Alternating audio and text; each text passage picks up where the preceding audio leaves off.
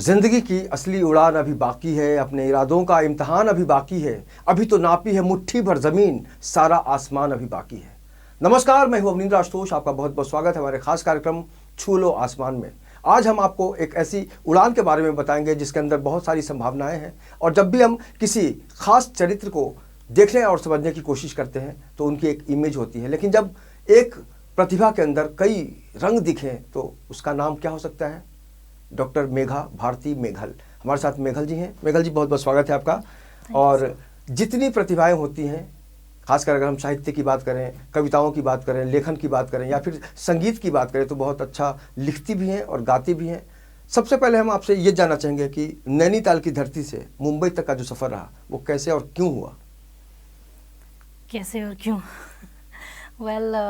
इसके अंदर बहुत सारी डिटेल्स आती हैं, बट इन ब्रीफ मैं ये कहूँगी कि छोटा सा शहर था नैनीताल, और लेकिन वहाँ जब मैं जन्मी और पली बड़ी तो शायद सपने मैंने बहुत बड़े बड़े देख लिए।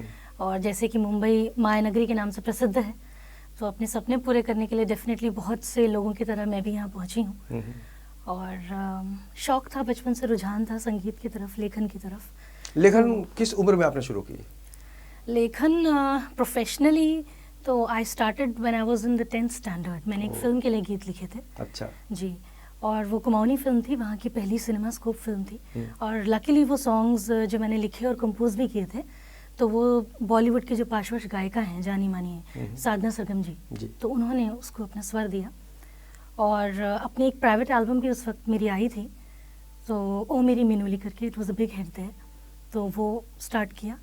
और वैसे कुछ छोटे मोटे पर्चों पर लिखने का शौक तो बचपन से ही था, तो अपनी मन की बातें मैं कागज़ पर ज़रूर उतारा करती थी। तो लेखन तो बचपन से ही मेरे अंदर था। मन की बात दूर तक जाती है। बिल्कुल बिल्कुल। इनफैक्ट मैंने अभी रिसेंटली मेरी जो बुक रिलीज़ हुई है मख्फी दी हिडन, तो उसमें मैंने प्रेफेस में बस इतना ही लिखा है कि लेखन मुझे स्वयं से परिचित कराता है। जब भी खुद को ढूंढना चाहती हूँ तो लिखने चल पड़ती हूँ। ये बहुत अच्छी बात है, और कहीं ना कहीं से इसी तरह की एक प्रेरणा जो दिल की आवाज़ होती है इसको। तो पहली बार आपको कब लगा कि मुंबई चलना ही है? क्योंकि किस तरह का रिएक्शन था घर परिवार का? ओके सी एक्चुअली इस मामले में तो मैं ये कहूँगी कि एक होता है कि पिंजड़े में चिड़िया सुरक्षित रहती है माँ बाप की नज़रों में, जी, और उसको पूरे खुले आकाश में छोड़ दिया जाए। हाँ जी, हाँ। कहाँ नैनीताल, कहाँ मुंबई? जी बिल्कुल बिल्कुल। एक्चुअली मुंबई तो आना जाना वैसे बहुत पहले से लगा रहता था, लेकिन जब मैंने ये फैसला लिया कि मुझे मुंबई शिफ्ट होना है, तो yes, everybody was shocked because I was working as an assistant professor in the department of English, एक प्रतिष्ठित विश्वविद्यालय परिसर में मैं काम कर रही थी। तो और सब अच्छा चल रहा था, एक अच्छी जॉब थी, एक अच्छी पोजीशन थी, तो सब बड़े शॉक्ड हुए कि कैसा डिसीजन है। हाँ, लेकिन इस मामले में कहूँगी कि भाग्यशाली रही हूँ कि मेरे परिवार ने हमेशा मुझ पे भरोसा किया है, तो उन्होंने कभी किसी काम के लिए मुझे टोका नहीं, रोका भी नहीं है। एंड बस इतना हमेशा कहा है कि रिजल्ट्स पॉजिटिव होने चाहिए, वी ट्रस्ट यू। तो अभी देखिए, कुछ उम्मीदें लेकर मैं आई हूँ, तो अच्छा चल रहा है। मुंबई की साहित्यिक जगत में बहुत ज़्यादा बिजी होती जा रही हैं, कैसा रिस्पॉन्स मिल रहा है आपको? बहुत बढ़िया, बहुत अच्छा रिस्पांस मिल रहा है। मैंने इनफैक्ट मैं ऑनेस्टली बताऊँ सर आपको, मैंने ये सोचा नहीं था कि इतने वार्म वेलकम, इतना मतलब दिल से मुंबई मेरा स्वागत करेगी। It's very very surprising for me, because बचपन से अखबारों में, कहानियों में और बड़े बड़े लोगों के जीवन के संघर्षों की जब मैं स्टोरीज देखती थी, तो हमेशा ये रहता था कि मुंबई में हर साल लाखों की तादाद में पूरे देश से युवा आते हैं, और उनके सपने पूरे होने में बहुत समय लगता है, और किसी किसी के सपने तो बस सपने ही बन के रह जाते हैं। तो मैं ऊपर वाले के आशीर्वाद से जी बहुत जल्दी मुझे साहित्य जगत में, और आप ऐसे भी स्थिर तो रह नहीं पाती, आपको कोई चाह के भी रोक नहीं सकता, क्योंकि आपका जो नाम है उसमें कहीं ना कहीं से हम फील करते हैं कि बादल है, और आपने कहा कि मेघल का मतलब गंगा भी होता है। जी जी, गंगा का भी एक नाम है, बिल्कुल। तो गंगा भी थमती नहीं है और बादल कहाँ टिकते हैं। बिल्कुल सही बात है। और ऐसे नाम का जो मतलब निकलता है, तो जाहिर है उसके अंदर जो संवेदनाएं हैं, उसके अंदर जो सोच है, उसकी जो कलम है, उसमें बहुत कुछ अनोखा होगा। हम चाहेंगे कि कोई गीत अगर आपको याद आ रहा हो स्वरचित, तो आप ज़रूर सुनाएं हमारे दर्शकों को। जी बिल्कुल, मैं आपको 2 पंक्तियाँ सुना देती हूँ। अपनी एक अपकमिंग नज़्म है, मेरी गज़ल है। रहते हो बन के तुम बाहर जहाँ, रहते हो बन के तुम बाहर जहाँ खिलते हैं फूल कई हजार वहाँ। वाह।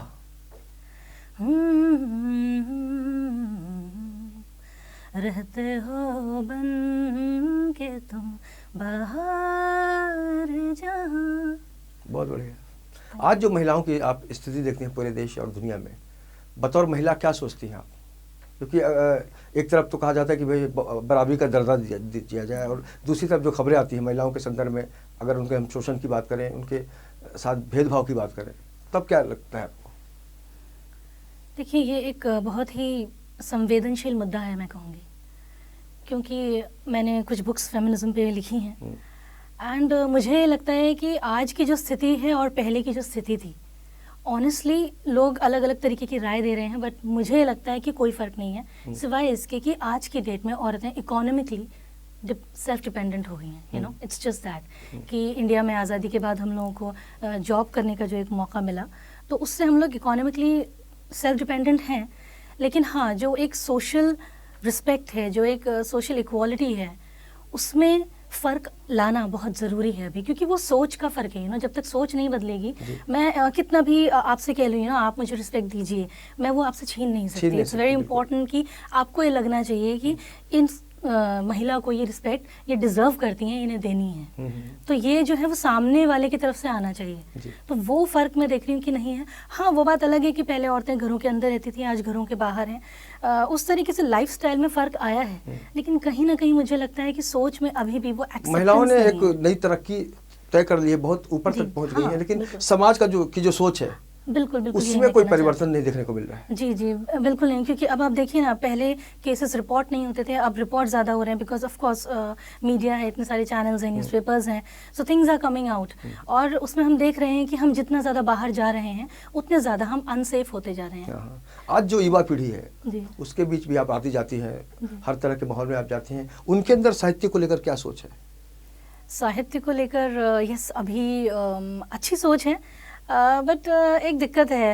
एक्चुअली भारत की तो देखिए, धरती में इतना टैलेंट है, इतना हुनर है कि आप कहते हैं ना, एक कंकड़ मारिए तो एक कलाकार या एक लेखक को या एक गायक को जाके लगेगा।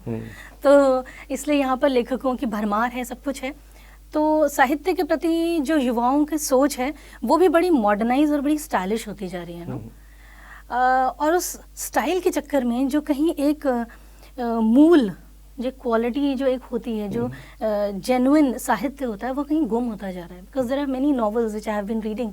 तो वो मुझे लगता है कि कहीं ना कहीं वो जो हमारे सामाजिक बदलाव आ रहे हैं, जो पाश्चात्यता से हम लोग प्रभावित हैं, वहाँ पर भी मैं ये नहीं कहूँगी कि गलत है। Western, of course western culture को हम लोग अपना रहे हैं, बहुत से फ़ायदे हमें हुए हैं, लेकिन वहाँ की हर चीज़ अपनाना ज़रूरी नहीं है, और अपनी हर वो चीज़ जो गलत है उसको पकड़े रहना ज़रूरी नहीं है। So there has to be a balance. अच्छा, आपने कहा कि आपने फिल्मों के लिए भी लिखा है। जी, फिल्मों के लिए एक दायरा होता है, जी बिल्कुल। और गैर फिल्म जो हम लिखते हैं, जो भी साहित्य के नाम, अपनी अभिव्यक्ति के नाम पे साथ हम जो लिखते हैं, उसमें एक आज़ादी होती है। जी, तो इसको कैसे देखती हैं आप? वेल, मैं दोनों को ही बहुत एंजॉय करती हूँ। अपनी जब मैं प्राइवेट एल्बम्स मेरी आती हैं, तो उसमें ये रहता है कि मेरे जब जी में जो आया और मैंने लिखा और कंपोज किया, उसे जाकर मैं एक एल्बम का रूप दे देती हूँ। और लेकिन जब एक फिल्म पर हम काम करते हैं, तो वहाँ पर सिचुएशनल बंदिश होती है। You know, you have to write songs according to the situation. तो वो भी एक बहुत एंटरटेनिंग काम होता है, क्योंकि उस वक्त आपको उस चरित्र को, उस पात्र को अपने भीतर महसूस करना होता है।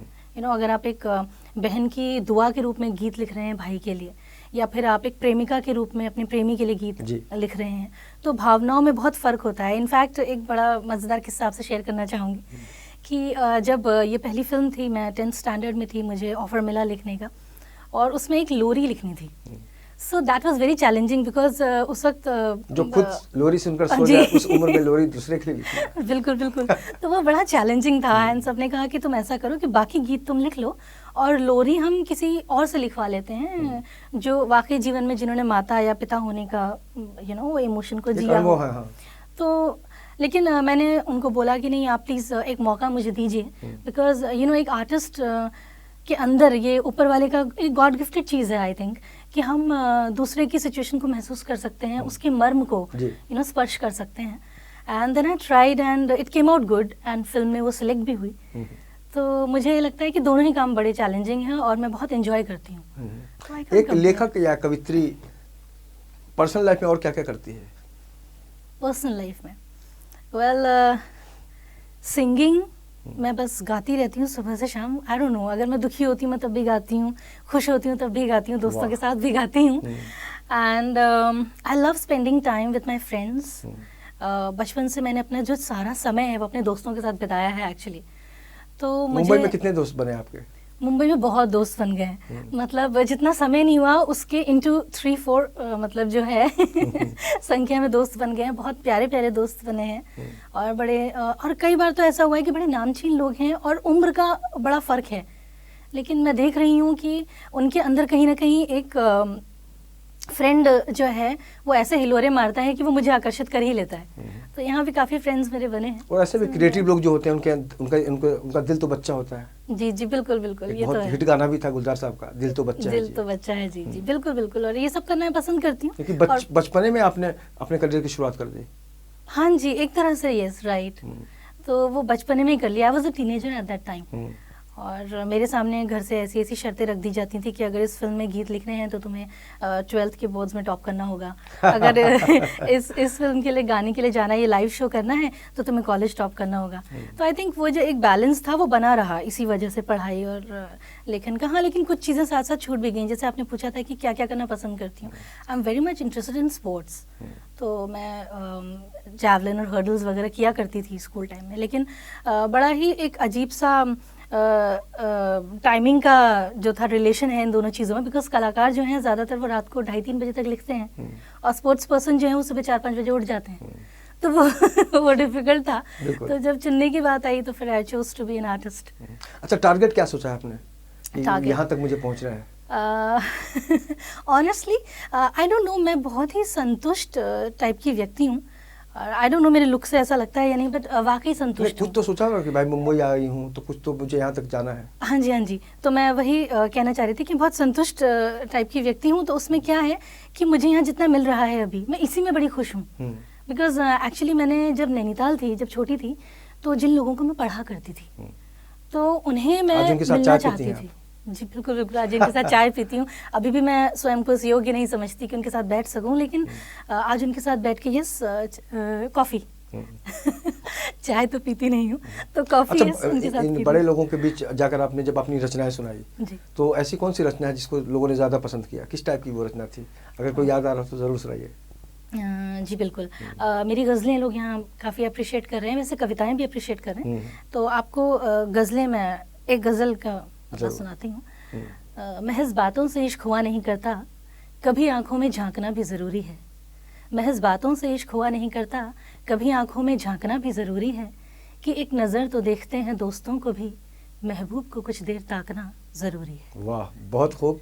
और कुल मिला के कहा जा सकता है कि इनके अंदर जो संभावनाएं हैं उसके अंदर उड़ान की जो खुशबू है वो मैं महसूस कर रहा हूँ। और हमारी शुभकामनाएं हैं कि आने वाले दिनों में आपका जो आपके नाम का जो मतलब है, जिस तरह से मेघ की बात है, बादल की बात है, गंगा की बात है, तो वो प्रवाह बना रहे और दुनिया को आप एक नई सोच के साथ उसके साथ जुड़े और लोगों की सोच को अपने अंदर लाएं, ताकि आपके अंदर का जो एक आउटपुट आए वो बस बादल की तरह उमड़ता घुमड़ता रहे। चलते चलते क्या कहेगी उन लोगों को जो साहित्य में रुचि नहीं लेते लेकिन दिखावा करते हैं?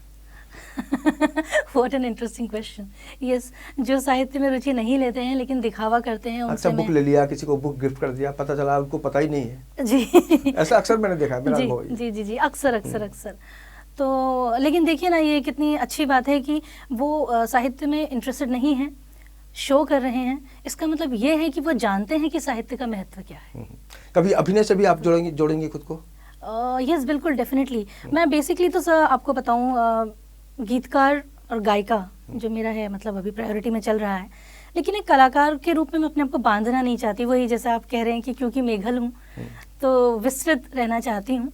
और आजकल तो वैसे भी मल्टी टैलेंटेड कलाकारों का ज़माना है, तो मुझे लगता है कि जो भी मौका मिलेगा बिल्कुल करूँगी, as a singer, lyricist, writer, actor, yes why not. बस इससे ज़्यादा और क्या कहा जा सकता है कि एक कलाकार के अंदर जो भी शेड्स होने चाहिए वो सब इनके अंदर है। और हम दुआ करेंगे कि आने वाले समय में आप भी इनके शेड्स को बखूबी महसूस कर सकें। हमसे बात करने के लिए बहुत बहुत शुक्रिया। और तमाम दर्शकों को ये बताना चाहता हूँ मैं कि आपके अंदर भी अगर या आपके आसपास कोई इस तरह की कोई प्रतिभा है तो इन 24 न्यूज़ पर हमेशा उसका स्वागत है। जिस तरह से आज हमारे बीच डॉक्टर मेघा भारती हैं, कल आप भी हो सकते हैं। तो इस खास पेशकश में इतना ही। बाकी की खबरों के लिए आप देखते रहिए इन 24 न्यूज़ और मुझे दीजिए इजाज़त। नमस्कार।